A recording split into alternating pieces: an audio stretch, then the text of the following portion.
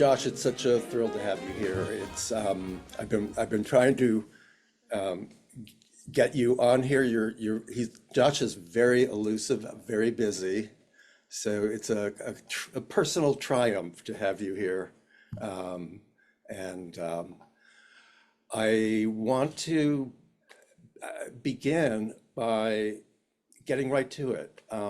There's a lot of confusion around what it is exactly a sales agent does. There's confusion between, what is a sales agent? What's an international sales agent? How does it differ from being a distributor? So, how would you describe what it is that you do? Well, first of all, thank you for having me. I'm sorry it took so long. It's half of my life is figuring out my own schedule, other people's schedule, and also finding time to look up at the sky and make sure the sun is still shining. But I would say on a day-to-day basis, I think the job that I do is the representation of rights on an exclusive basis, primarily distribution rights. But as someone quickly mentioned before we officially started, that bouquet of rights connected to a film can also include remake rights, adaptation rights for things like Broadway stage, musicals, feature films, television shows. And so I think the job is a combination of a strategist and a business sensibility and a business approach that is going to differ, for every film. So, when we as a company, which, just to describe our company, we're definitely a boutique sized company. We've always maintained sort of a lower overhead and have a business plan that is different from some other companies. And because of that, we also can only take on the representation of a certain number of films in any given year. And I also would specify that I would use the phrase projects, not just films, because we do, as a company, get involved early, more recently, more than ever, on the idea of what a project could be. And so that could lead it to being maybe more of a series than a documentary. It could be something that we sell the underlying rights and we adapt as something scripted narrative. So we've also been, as a company, optioning materials because we're producing way more than we used to. The company first started as more of a hybrid production company and sales company with more of an emphasis on production. And in fact, the first year that we really started, we were producing a TV show for IFC called Split Screen, the final season of that show, which you can see many of those episodes on the Criterion channel. And that was a transition from having worked at a sales company called Fremantle, which, at the time was sales and distribution and production, but was a much more television focused, more Hollywood focused footprint. We were working on shows like Third Rock from the Sun and All My Children and Baywatch and, just big shows. And that was exciting to me for a long time. And then at a certain point, I started developing some documentary ideas within that company because the bug sort of bit me in some way.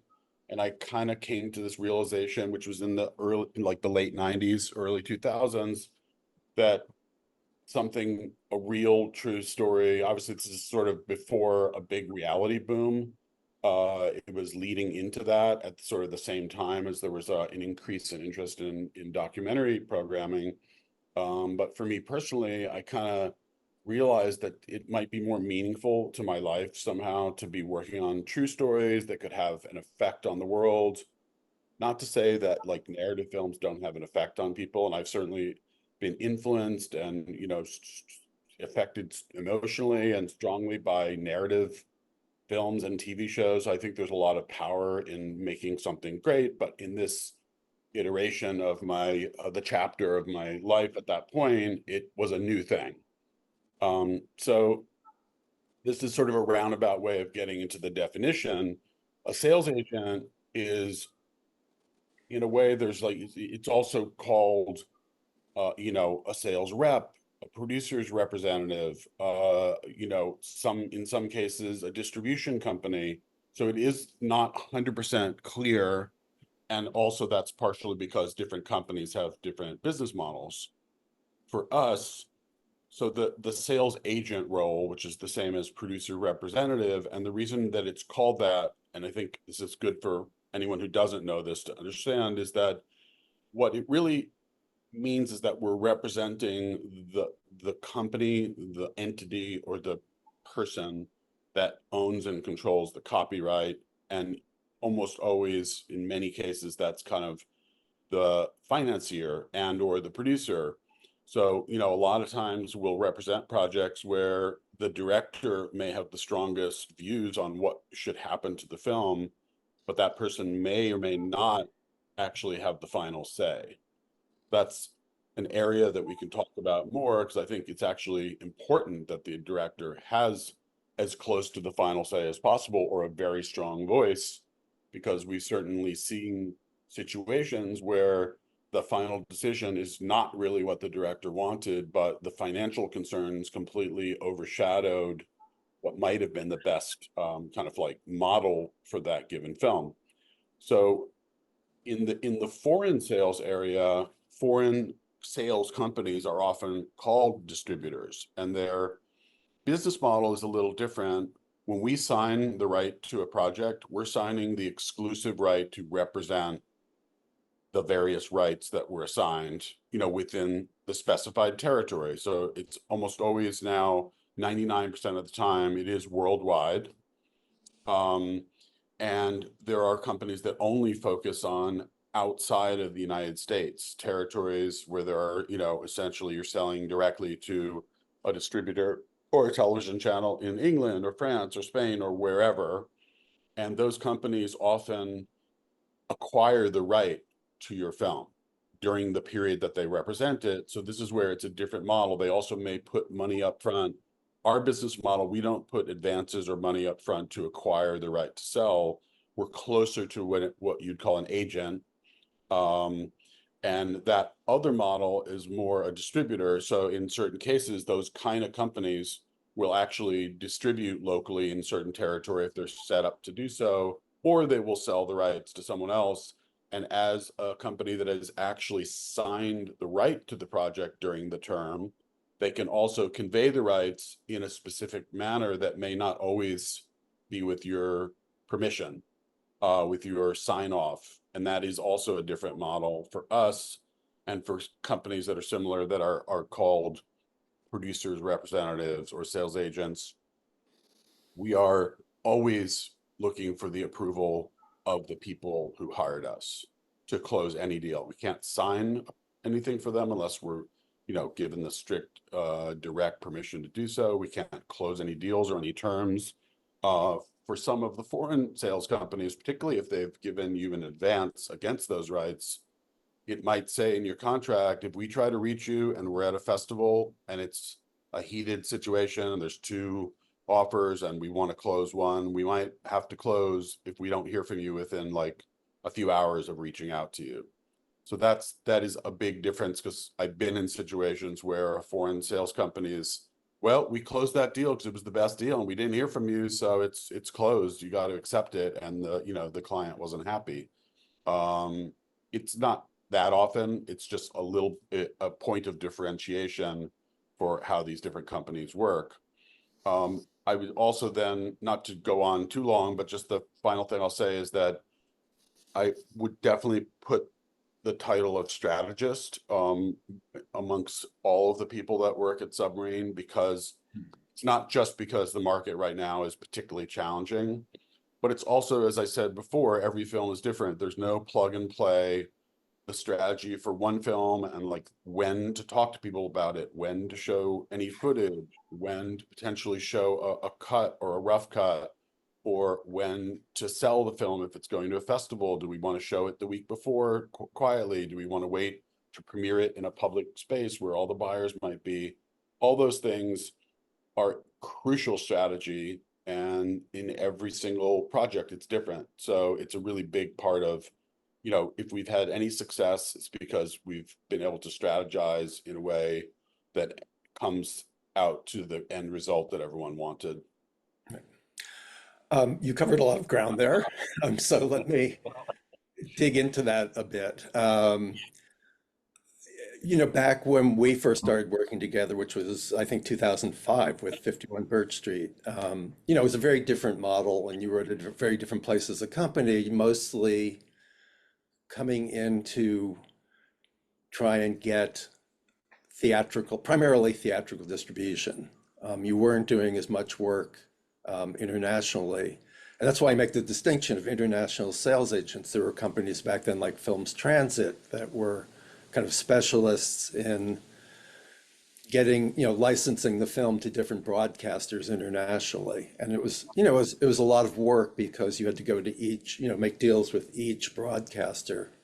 And their charge was much more. I mean, they were like basically taking, in the ballpark of 30% of sales, and you take much less.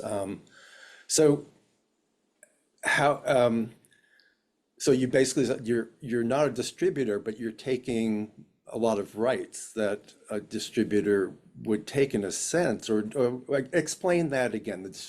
Yeah, Where no, the distributor comes in and you come in and the distributor comes in because you're still very, trying to get it to a distributor, right? yes, exactly. It's a very important point because when you say take rights, we actually don't take any rights. We're always acting purely as your representative.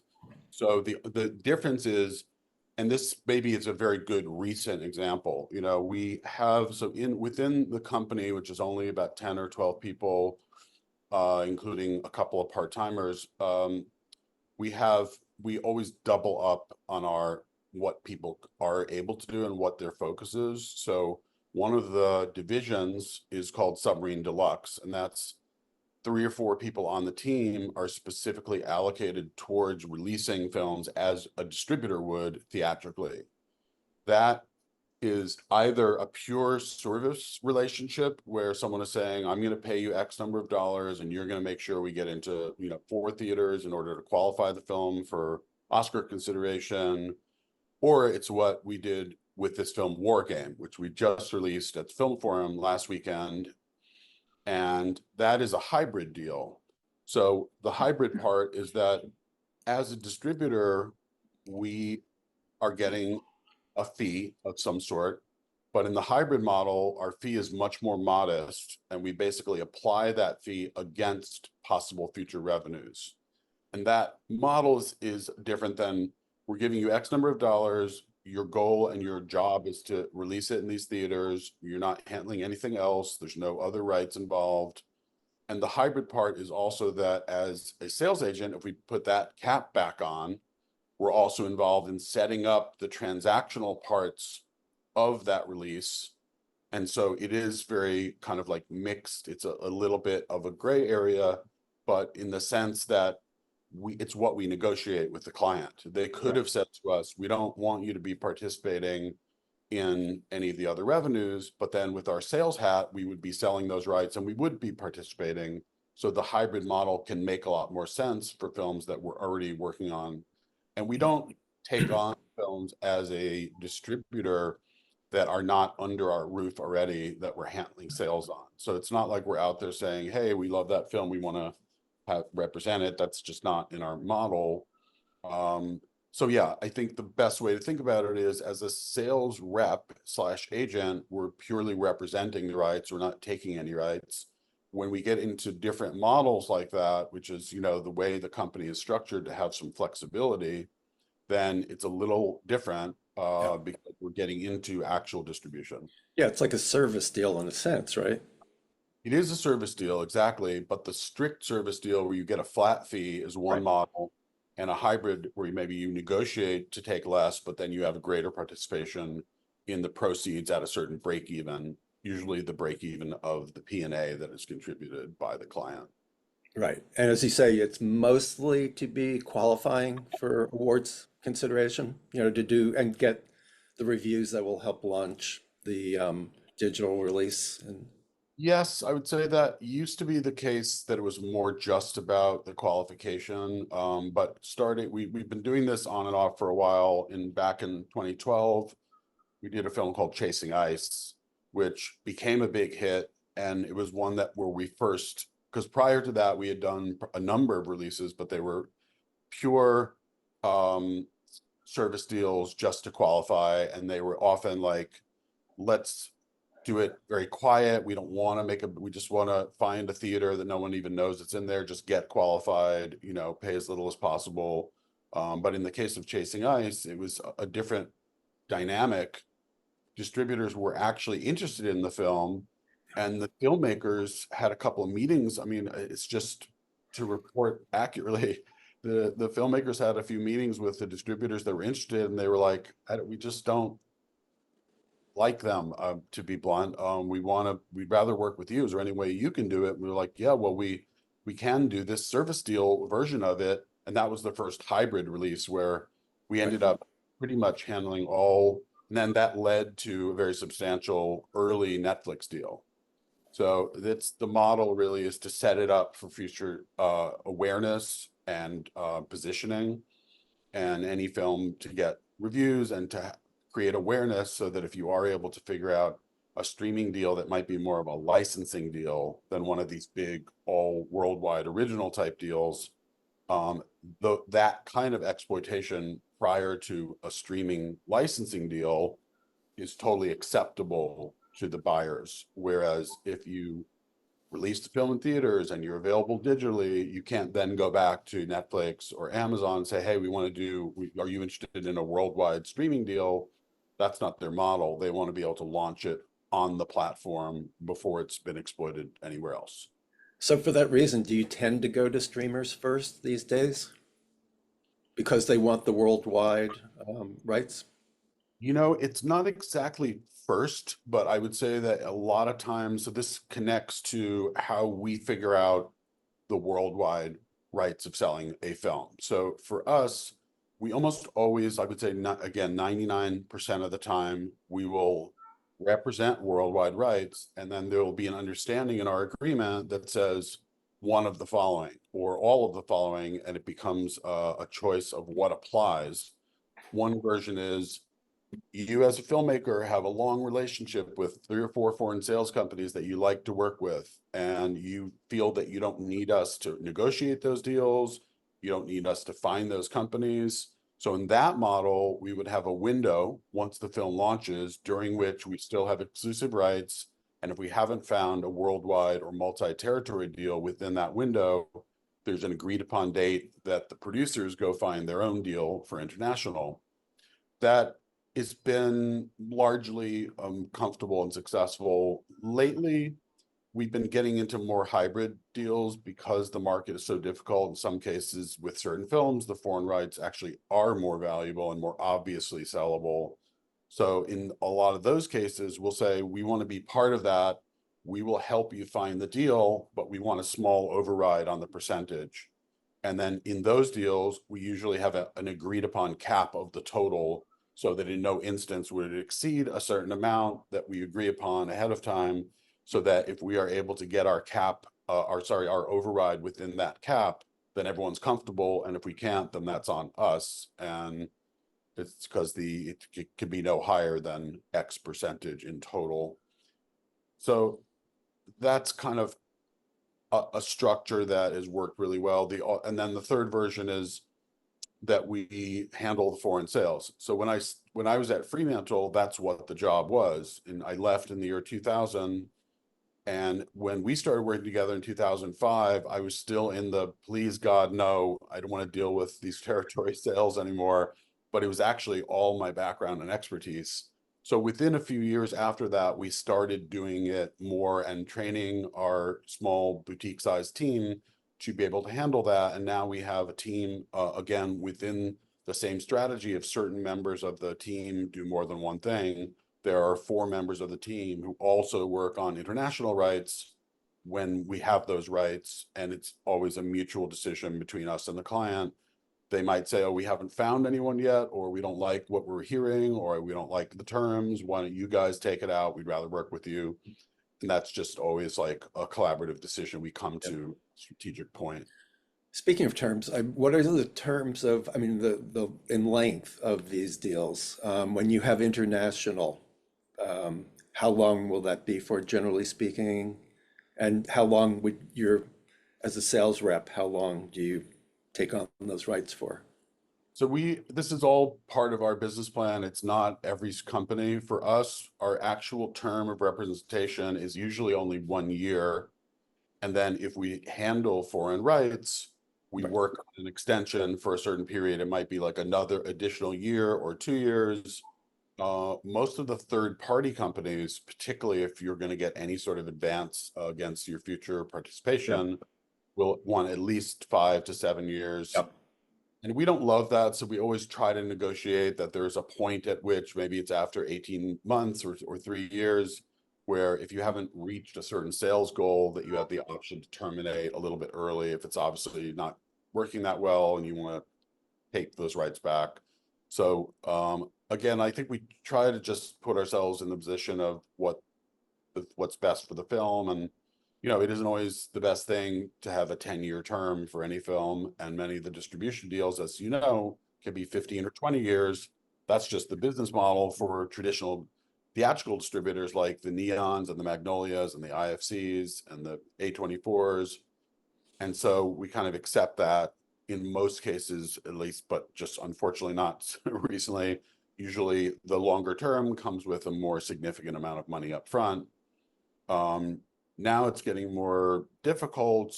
It's the model of traditional theatrical is definitely struggling, but it's also, we've been through cycles. And so I'm not personally in a mode of panic. I'm more in a mode of like, we all have to be patient. Things do go in cycles, things come around.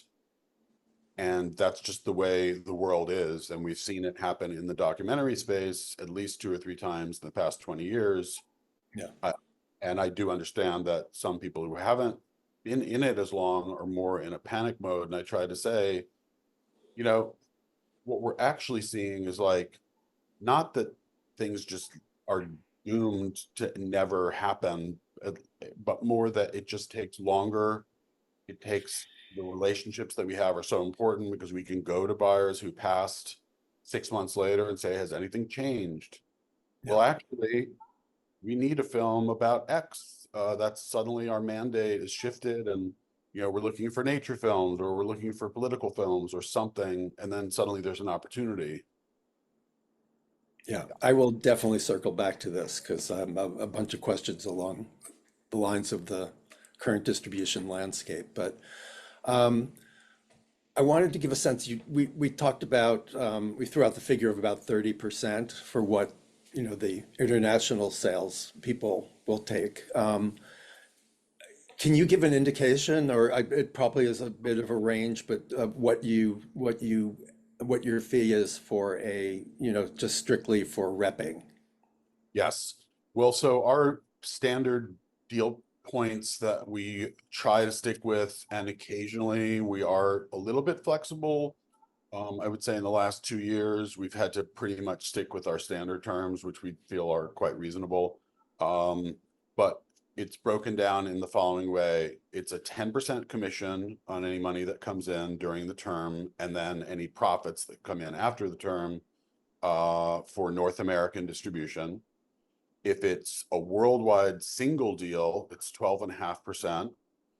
If it's that we're been asked to handle direct territories, it's often 20%, but sometimes in rare occasions, we'll agree that the cap is 20% or 22%. And then if we get a third party to work for 15%, we get 5%. If no one will do it for less than 20, then if we got a 22% cap, we might get 2%. But I will say, just to divert slightly to the topic of what you referenced, like the 30%, like we rarely would agree with that. I think the top that we kind of, with a third party, it should be no more than 25%. And we try to have, and often it is 20, but in the olden days, I know exactly what you're saying. Like Fremantle's deal was 30%, you know, Films Transcendence, that was a very kind of acceptable number for foreign sales back at that era. And I think it's just, there's a lot more companies that do it. And the only caveat is like, if you get money up front, then sometimes, yeah, you do have to pay a little more on the distribution fee because they're recouping it and they've taken the risk, but it's always a negotiation. Yeah. So you've been also coming in earlier on films as occasionally as an executive producer, which you did with the Joan Baez documentary. Do you want to talk a little bit about that and what, why are there certain films that you decide you want to get involved with that way? And how does it work in terms of, are you basically trying to just find the finishing money for those films and of course taking on representation? So the way the company works, again, because our small group is multi-talented and does different things for different projects, we also, on the development side and on the sales side, and sometimes it's like what's right in between those two, we will come on board a project and one of our, or two, or maybe even three in some cases of the team will be the main point people and will. So with Joan Baez, my nephew Ben, who's now a senior executive at the company, it was a big fan, and I've been a fan for years. When I was a child, the first concert I ever saw was Joan Baez in Central Park. I barely remember it, but I do. I mean, I've been a fan forever. So I, in that as an example, you know, we would say, what are the needs of the project? You know, do you need to raise funds? Do you want us to provide what expertise we have in like looking at cuts and helping shape the narrative and being part of, you know, the early period of actually shaping the creative, which we like doing, and we don't ever force that on anyone, but I think that it can be additive. We can be fresh eyes to projects that are a little further along, or we can be just part of that team from day one. And then there are projects also where we actually develop, there's a few recently where we've developed them very early on with either with a filmmaker who brought us either an idea or some kind of rights or some kind of footage. And then those are actually Submarine productions that we set up and sell and produce. Yeah. A couple right now that we're shooting this summer. So it is a range of how we come in and why we come in. But the early stage is often because it's something that we're excited to get our hands dirty and be part of the creative process. Yeah. I remember when I set up the meeting with the filmmakers and you on the Joan Baez film. I lured you in by saying it was about a legendary musician. I would not name who it was, just in case you had any, you weren't as enthused about Joan Baez as I'd hoped. But it leads me to ask, when is, in the old days, basically the sales agents would hop on films when they got into an A-list festival for their world premiere. Given that you get involved earlier now, what's the best way to get someone like you on board a film that is not finished yet? And what's the best way to approach you if they don't have relationships with you or people on board who know you? Well, I think part of it is that it isn't just me. So, you know, we have Ben Schwartz and Matt Burke and Val Dowd and Olivia Cook and my brother Dan and my nephew Ben. We have, you know, a large-ish team, at least for us in our smallish, largish group. And so, you know, everyone brings in projects, and there are certain projects that, like I mentioned earlier, like maybe one or two of us love and the others are not sure. So we'll say we really want to do it and we'll take the lead on that project. So I would say we certainly try to go to various forums and, you know, places like Hot Docs and Gotham and, you know, CPH Docs. We try to cover all the places that are introducing new projects. So that's a really good time for us to see things.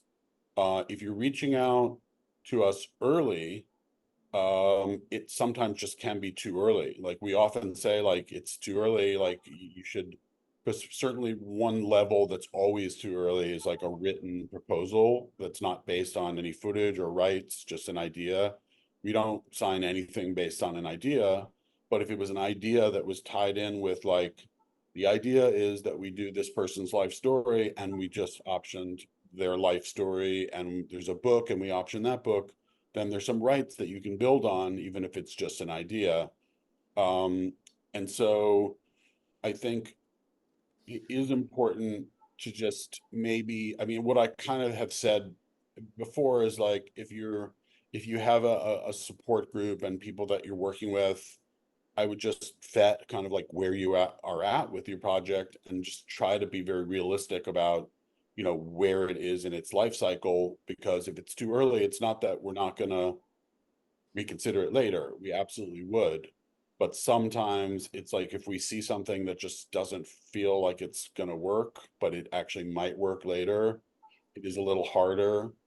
I mean, to be more blunt, if we see something we just don't like, we're probably not going to revisit it, and that's unfortunate reality, because maybe if whoever it is could have waited, then we might have seen it at a place when it's more viable for us to consider getting involved. So it's a lot about timing. Well, what about if a film is kind of almost at the fine cut stage, but hasn't been accepted yet in a festival, and they want you to consider the film? Uh, will you respond, your company or folks in it, to cold emails? And if somebody sends a cold email, should there be a trailer attached or a link within it, or do you want to see more footage? What kind of samples do you like to see? Well, if there's a fine cut and it's sort of like ready to make its debut and to start submitting to festival, or if you have already started submitting, that's a good time to approach us. That's when we'd want to see, if we see the log line and it's kind of reads as very obscure, unsellable, we're just not sure, we'll still cover it, absolutely. But I think we're already sort of going in, and it's sort of the unavoidable reality of this market, where we are a small company. We can only take on a certain number of films in any given year. And so if we're already thinking, it could be tough, we might not want to take it on, or it's just, and the harder part is that while sales are definitely down, submissions are way up. So we just have a backlog. So I think we end up having to prioritize films that are about to go to a festival is obviously the top priority. And those we'll watch immediately because we have to, because it may be competitive. And if it's more something that is ready to be seen, then I think a sample, or even just like a little teaser, or even just a great synopsis. And, usually a typical approach might be, we, you know, we, Doug told us to call.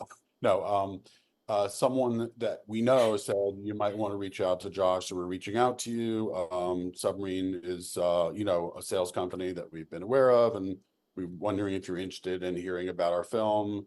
This is what it's about. We do have a sample right here. We could also make you know, a, a version of the rough cut available, or a fine cut.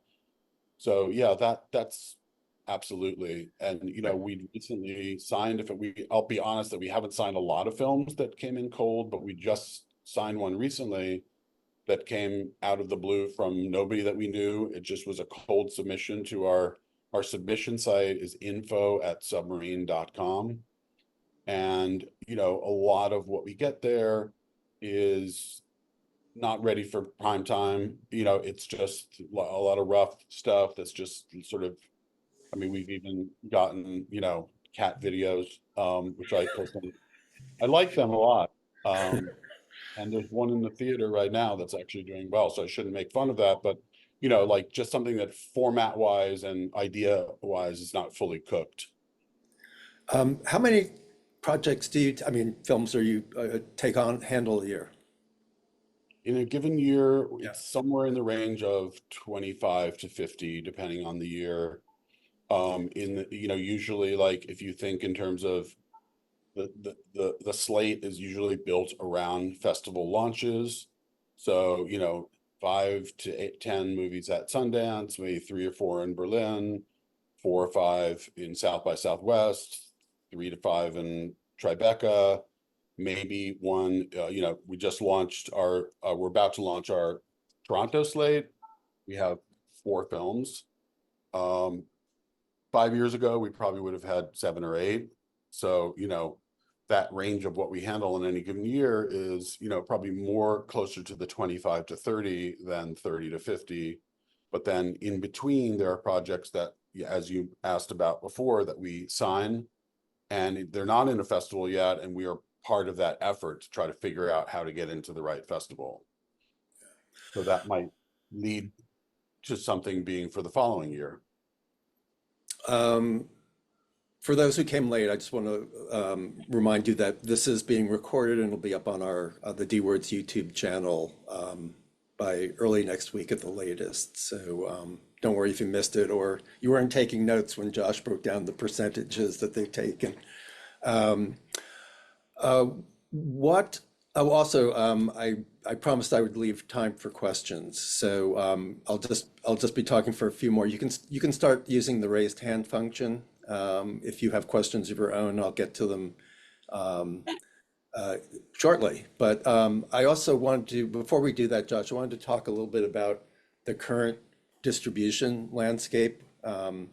You talked about it being in a cycle and, their financial cycles too. Like, 2008 was a horrible time and, economically, and it rebounded. And you seem pretty optimistic that this will rebound. But how bad is it now? I mean, famously, was it the year before last? Only 2 films sold out of Sundance. Uh, and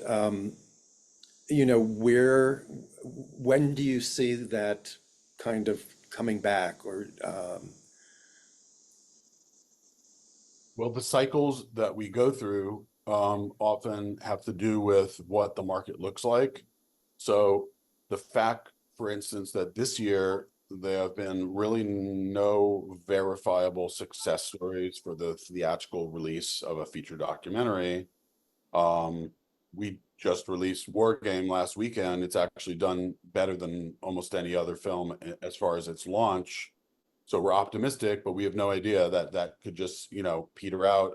But I think we have a lot of momentum right now. Um, but the reality is that some of these distributors have output deals with streamers that some of them are being renegotiated, so they're not ready to jump in. And I think that's one factor. Another factor is that a lot of the companies that commissioned films from either well-known or not well-known filmmakers, but usually it's filmmakers that have a track record. There's a little bit of a glut and there's not a lot of opens in the schedule. So, we hear regularly from companies like HBO and now more recently National Geographic that they want to see everything, but they just have to choose carefully because they don't have a lot of slots. And some of them are not even looking for things till 2026, 2027. So inevitably, it's going to take a little while for things to correct and adjust. But you mentioned last year, yeah, we sold one film, one of those 2 films at Sundance. And this year was kind of better. We sold 3 or 4 films. We've sold a few of the other films since then. And same with South by Southwest. We closed 1 or 2 deals and we only had 3 or 4 films. So that is better than last year for sure. yeah. And I think the key more than anything that we're seeing is patience and timing, because films that we launched like last year at Toronto and Doc NYC, we're just finding deals now. And a lot of it has to do with exactly what I mentioned earlier, which is, buyer X, Y, or Z says, you know what, is that film still available? We always liked it. We didn't have a slot for it. Or we're now looking at a different kind of thematic programming for a strand, and we're looking for something specific like music or politics or crime. I mean, true crime is like kind of a mainstay. So that's the cliche now, that the only thing working is true crime. Or celebrity docs, yeah. Celebrity docs is another one, but I think the bar's gotten higher. So it's like, I'm trying to think of a mean-spirited example of a celebrity that is just famous but not famous enough. But I guess you know what I mean. It's like you know, it's like the Carrot Top documentary is not going to move the needle quite as much as like the George Clooney documentary, or you know, if that's the right example.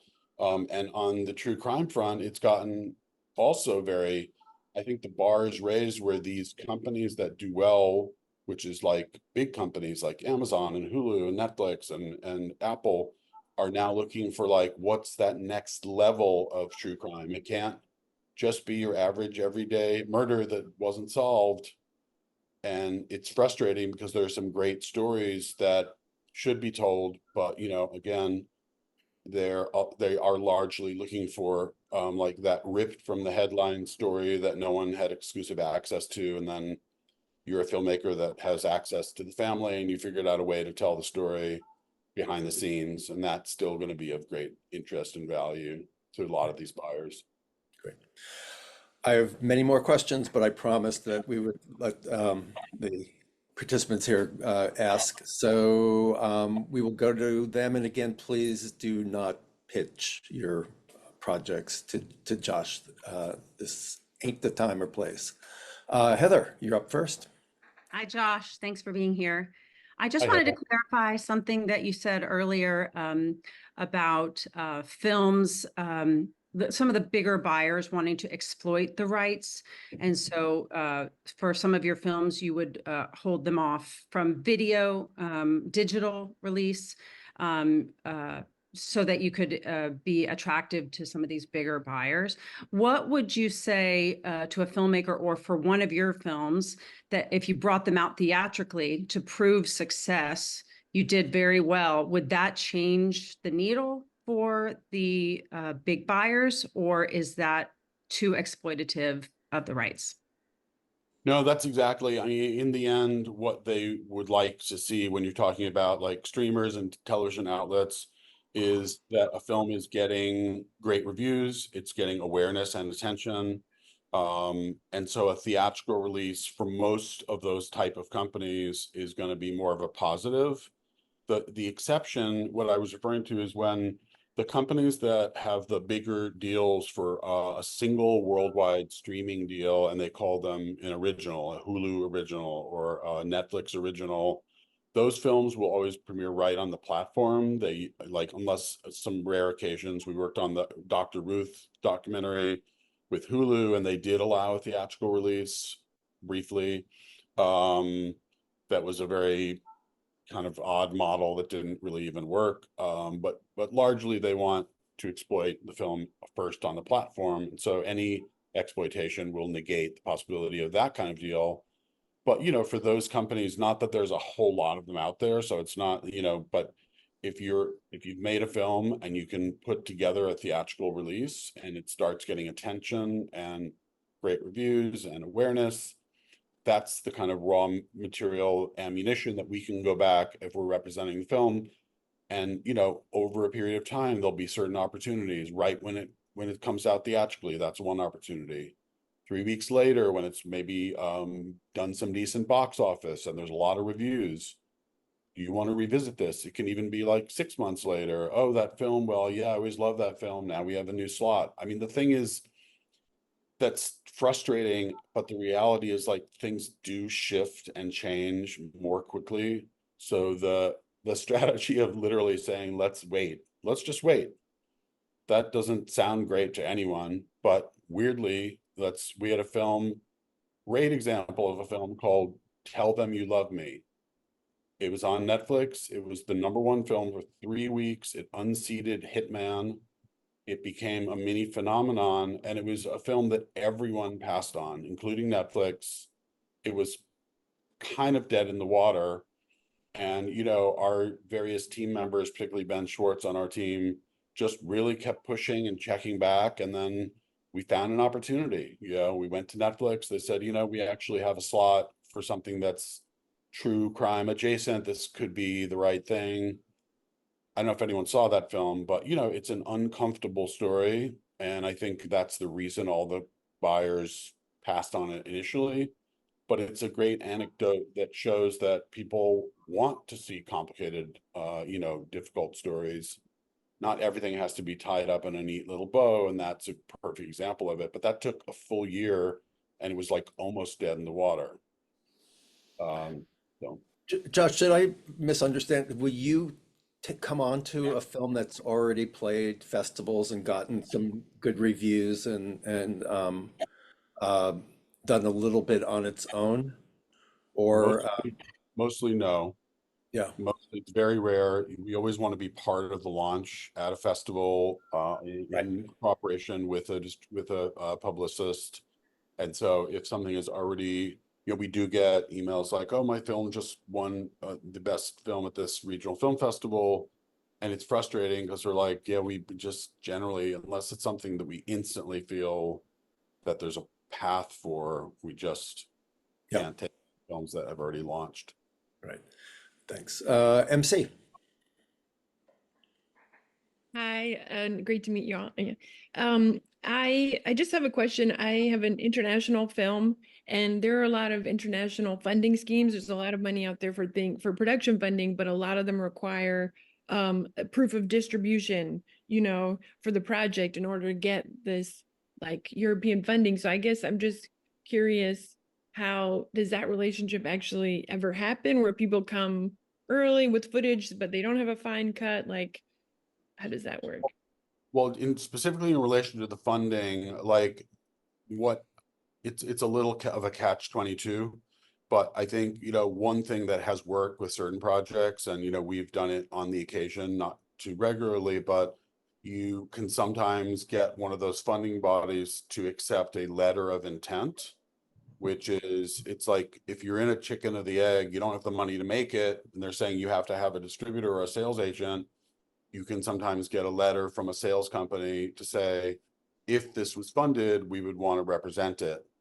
And then they go back to the funding body and say, well, we have this letter of intent. And sometimes that can work, but it is tricky. It is a little bit catch-22. Thank you. That answers your question. Yes, thank you. Okay. Thanks. Mary. Hi, thanks. Hi. My question is about the difference between going to a sales agent or a producer's rep like yourself versus going straight to like an aggregator or distributor. Like if it's just an info ad and we can do anything, what do we get out of going to one versus the other? And is it dependent on time of the film, like rough cut, fine cut, festival, finished and distributed?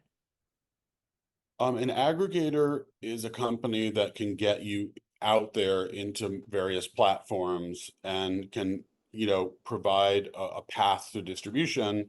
It's usually, in almost all cases, not a company that would market the project. It's literally like, it's now available on iTunes or on Apple or whatever transactional VOD site, but no one may know it's there. So in that model, if you're rolling up your sleeves and you want to be kind of the master of your destiny and want to do the work that's involved, you would ideally have a theatrical release before you go to an aggregator, and you would then have a plan in place for marketing in some way, mostly, I guess, internet marketing, to create awareness. Otherwise, it's a little bit like, having a premiere in your basement that no one was invited to.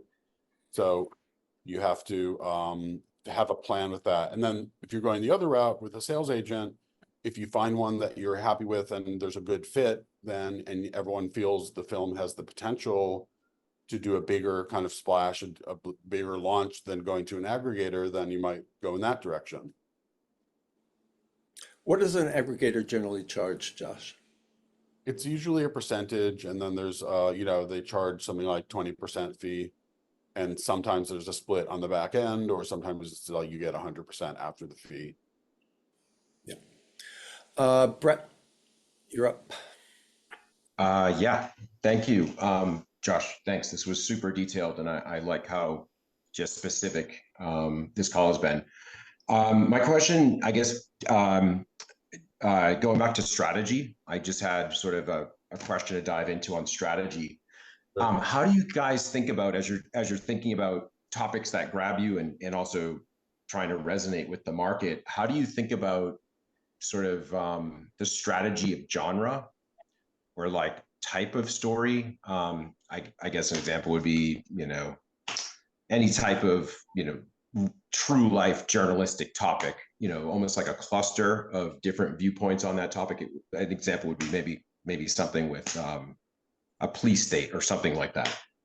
And I guess my other question that related to that was like, what does ethical standards look like?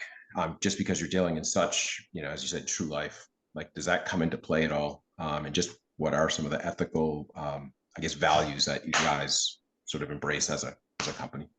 Thanks. Yeah, my pleasure. In terms of like we do try very much like to think of our lineup. I'm not sure if this is an exact center of the target response to your question, but we try to think of our lineup in a curated way. So if a project came up that was about, a police state in a foreign country, and we already had one like that on our slate, we wouldn't be very careful to not have two projects that you could be accused of saying, oh, well, how did you decide which one got the deal? They're kind of similar films. So we've even turned down films at bigger festivals that were just a little too much overlap with something we were already working on. And in some cases, it was unfortunate and painful because the project that we turned down sold for a lot of money. But, it's obviously like it's like if you get married, you're not shopping for a wife a week later because she's a little better in some way, or if you're buying a house, and you have to stick with what you committed to, and that's just the basis of how we work 100%. The ethics, like obviously when we're involved in production, we have to be very cautious about just making sure, like, for instance, PBS is a good example of a company that like won't even look at or buy a film if it's been funded by any of the subjects. So it's like, I don't know if it's exactly unethical, but certainly like not revealing it would be unethical. When we're not producing the film, any given film that we sign, we're counting on the filmmakers to be working with legal team and to, if we see something on the screen that seems inappropriate or something that's leads to a troubling question, we would certainly go into it very much until, obviously we want to be presenting things that are, fully vetted and don't create issues for anyone. And buyers are the same. So, yeah, I think we have to try to just maintain a basic level of ethical standards. And have we ever been called out for not doing that? I actually don't think so. In a way, like what we have dealt with, which is a different category, is like with more regularity than I wish were true. Films that say they have all their music cleared and then not even close. And it's like, we're ready to sell. And all of a sudden it's like, well, that one song in the closing credits, yeah, that's going to cost $100,000. We need the buyer to pay that. Like, that's something that we needed to know 6 months ago. So that kind of thing, it's just, we can't vet every film. We have to trust that, the films, they're telling us that all the clips are cleared. They're saying all the music is cleared. So being very clear up front about those kind of issues, super crucial. We've definitely had films. We had one recently where it is already in distribution, and suddenly one of the copyright holders of a song wrote to the filmmakers like, you don't have the rights to that. And it was already in distribution. They wrote to the distributors and threatened them with legal action, copyright infringement. Okay, thank you. Enjoy your day. Brutal. Please, Julie, can you mute everybody, please? Great, thank you. Sorry about that, Josh. Okay, Simon, you're up next. And sorry, I actually muted Josh on accident. Oh, Josh, you have to unmute. I'm back, hopefully. Yes. Okay, Josh, so a quick question. Any general tips you would give to first-time filmmakers working with sale agents or even finding one? Well, I think it's all down to the project. Certainly as a filmmaker, you know, if someone is a first-time filmmaker, that's never stopped us from signing projects. If it's a film that we think is sellable, that we want to be part of.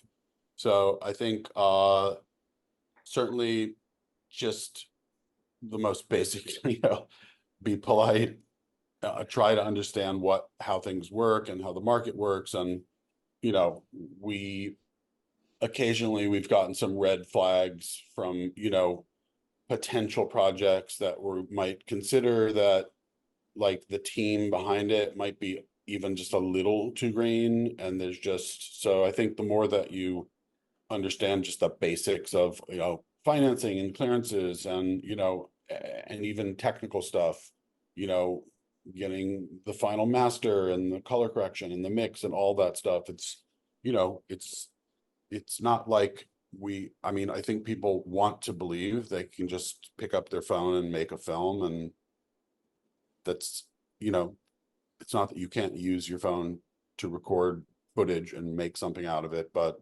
obviously there's a lot more involved. So yeah, I think just do enough research before you're approaching a sales agent that you're actually ready to be in that relationship and your project is ready. Yeah. For that reason, is it important to you for the team to have an experienced, you know, executive producer or consulting producer or somebody who you feel has been through this before and can guide them through the process? Absolutely. I mean, obviously you've served that role, you know, Doug Blush, certain editors, various, you know, people like great producers like Julie Goldman sometimes will like come to us and say, we're not producing this, but I'm an advisor and I think it's really something you're gonna, and that absolutely has real value. You know, it helps on the level of being able to communicate clearly. And it also just is a little reassurance that, you know, we're not going to discover that whatever team behind the film has some evil presence that we weren't aware of prior to starting. Or right they haven't cleared. Teresa. Hi, thanks, Doug. Hi, Josh. This is a question or a variation that also I think Stephanie Smith in the chat had, and it was about if a film has already either been accepted to be on public television or has a first look. You had said earlier that it might be like that you would like to keep all or have as many rights as possible. So does that negate it, or can you give some thoughts on that? Thanks. That's a very, very good question because it is change. You know, in the past, prior to a few years ago, we always would consider a film that already had a PBS window. Part of our job would be like trying to figure out how do we figure out the holdbacks and the contractual relationship between PBS and a potential streaming outlet that might come on board. And how a distribution deal in general that might include theatrical and transactional streaming rights, but is allowing for a television window. The issue that has come up, and it's just been harder, you know, we've certainly still taken on projects that had PBS rights, but we do need flexibility from PBS, and it's just been harder to get in terms of the holdback period that PBS would have before a film can be exploited on streaming. It used to be very mandated and was sort of a certain set amount of time. And that time has now they've been moving it so that it's a lot longer, and it just makes the value to a streamer much less. So it's possible, but it's just harder. Thank you. Yeah. Joshua. Hello. Thank you, Doug and Josh, for volunteering your time on this. For a first or second time filmmaker, if one is willing to do the work and sort of identify the target audience and community, I just wanted to get your take on self-distribution and the route of going about that. Many documentaries don't get seen, and as you mentioned, there's more and more out there, and less are actually getting seen in the long run. So I wanted to get your take on that, and use this, if you're familiar with the wisdom of trauma. They followed this approach and they had 4 million views. And it was a campaign over, several stages. So I'm just wondering, I mean, it goes against what you do, but I'm wondering really, yeah, how you feel about that. Yeah, well, it doesn't really go against what we do in the sense that we often recommend, even for projects that we're representing, that, as a client, you may want to undertake a theatrical release and we can help you set that up, or you can work with a third party that does that. And then when you get into the next stage of exploitation, which would be a digital exploitation, you can set that up on your own, or we can help you, same thing. But what you can't do on your own is, television and streaming. That still needs a third party to broker a deal and to be able to enter into an arrangement. In fact, a lot of those outlets just won't actually negotiate with individuals who aren't represented by a verifiable entity like an agency or a sales company. So I think if you're not getting sales companies interested, then you should absolutely do everything that you can to get your project out there. And, we had a project called Against All Enemies that was a similar, where it just did not find a deal. No one, it was a kind of about extremists in the military following the January 6th insurrection. And it maybe was just too charged at that moment, but, it ended up having, so after our sales arrangement had already expired, they did their own release, and it ended up being a big success on transactional VOD, proving that, the biggest issue and the biggest, the thing that we all have to get past is like the buyers who are just the gatekeepers who are jaded and scared of losing their jobs. So, because a lot of these examples like that one and the one I mentioned earlier, Tell Them You Love Me, were huge hits, and every distributor should have been going after them, but everyone's in their own bubble, as we all know. Folks, we only have about 10 minutes before we lose Josh, and we have a bunch of questions still. So let's be concise and talk really fast. Ben, you're up. Hi, thanks. Thanks to both of you. A question about emerging trends. Are there some about climate in particular, or things that are needed for broad content? Or are there particular streamers that want that kind of thing? Thanks. No, they don't want that kind of thing, but certain streamers have, like initiatives, like Netflix has a climate initiative, and executives who are full-time staff members whose job to figure out including components of climate in their programming.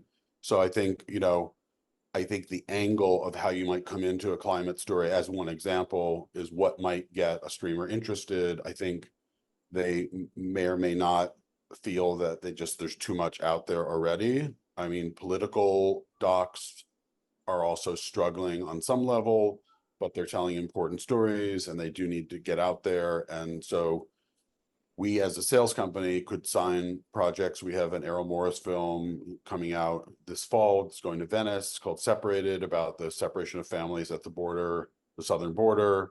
It's a devastating, important film. But so far, we haven't gotten a distributor, although it's actually officially launching in a few weeks. So we're still starting our process. It's just hard to say. I think the trends are like, the newest trend is like TV shows from the 90s where the kids were abused. That's a trend. Every buyer wants that. It's like that Nickelodeon show. I forgot what the name of it was, but that's a lot of people are looking at like, oh, is there an awful story behind the sunny facing viewpoint of some kid show where awful things were happening? So yeah. That's may not cheer anyone up. Heather, I'll get back to you if there's time, but because you asked a question, I want to get to some who haven't. Christine? Yes, hi, and thank you so much for this. It sort of builds on what Ben had asked just before. So you have a slate every year, and I'm wondering, like as you're looking, what think as if it's a pie chart or something. What do you how do you sort of look at the kinds of projects you take on, and where do you see that shifting? I mean, look, what we're really looking for is not a specific thing. Certainly, if something obvious comes in that's about a big musical act that hasn't been exploited before, that's probably going to have some real value. An incredible crime story that hasn't been told before, that's going to have more immediately recognizable value. But, what we kind of look for is like something we've never seen before, where the storytelling, even if the topic it may seem limited, if it's just like a new way of telling a story or a really fresh, exciting way, that's going to excite us as much as a big obvious sale, because part of it is that we want to be part of telling great stories, and sometimes all we have to rely on is, well, this is a great story. It's not about anyone famous. No one ever heard. I mean, a great example is Searching for Sugar Man. Nobody ever heard of Rodriguez when that came out. When we saw that film, we're like, we have to work on it because it's so great, but no one's ever heard of any of these people. So it's only going to work if people love the filmmaking and believe it's a great story. And in that, particular instance, like kind of fell in love with the music that previously hadn't been appreciated. Thanks. AK? Hello, thank you so much. I'm curious if you could help me make sense of, I sold a short, and then for my next project, I'd love to sort of figure out, the sale and the potential narrative adaptation. But if we work together and I end up making a deal with my old team, old buyer, I'm still paying out the 10% in full, like, you know what I mean, if you don't find the buyer, or like, how does that work, just in case we collaborate just on the sale aspect of it, you know what I mean? Well, I don't know all the details, but I don't know if your old buyer has, I don't know can you just quickly explain what you mean by sure. Old buyer? Sure, I sold my short to MTV Doc last year. Yeah. Well, so with the next one, similar theme.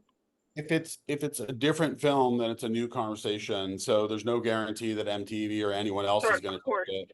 So it's only if you had an offer from them before we came on, you could say to us, look, I have an offer from them, I didn't take it. And we might say, okay, well, we still like to work on your film. We'll charge a lower percentage for that deal if it comes through.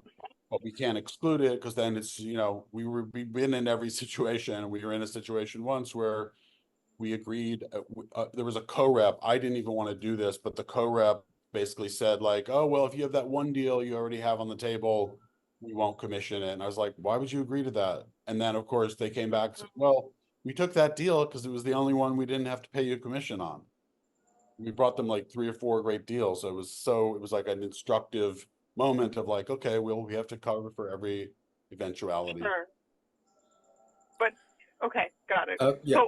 Thanks, AK. I think that's the answer. Oh, sorry. Go ahead. So I would still pay you the fee, like, You would pay a reduced fee if we agreed on that. You would. Or beforehand.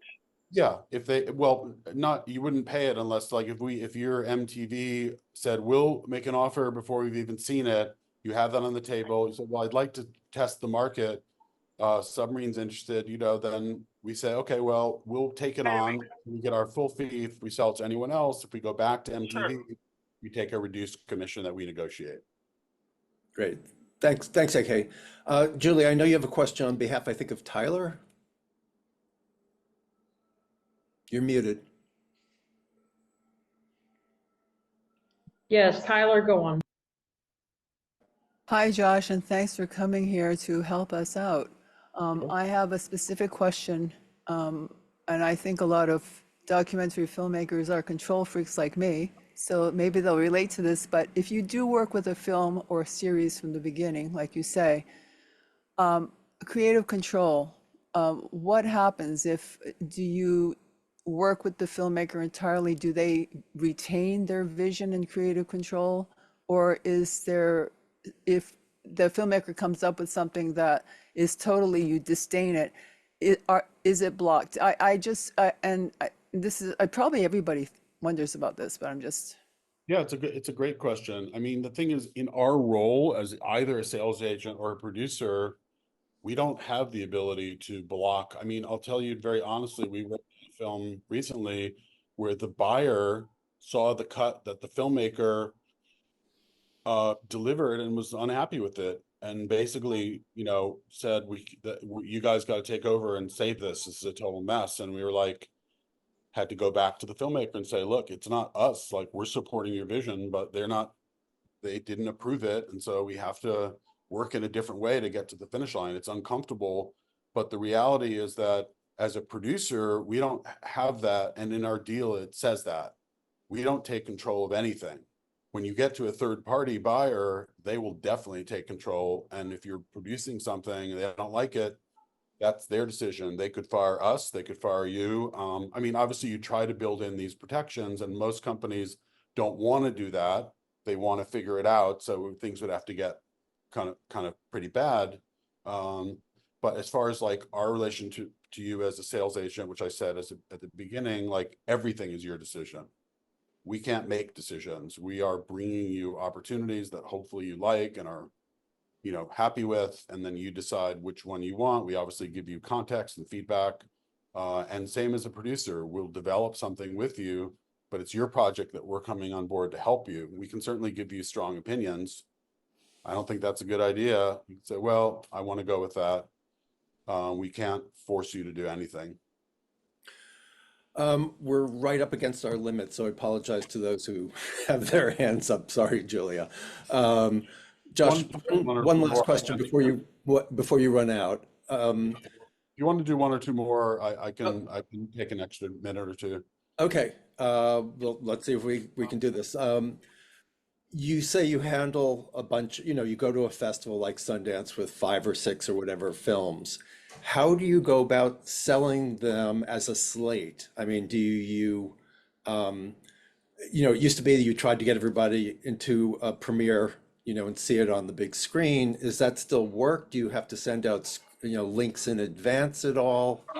How do you work one film off against the other when you have a slate like that you're selling? Yeah, it's a great question. Every film, as we said before, is different. So it is going to be a different strategy for each film. It also has to do with, like, at a Sundance film festival, you know, the day and time of when your film is premiering and what it's up against, you know, is part of the factor of what you decide to do. A good example where we had a film called Daughters that was at Sundance this year that Netflix is releasing probably in about a week and a half.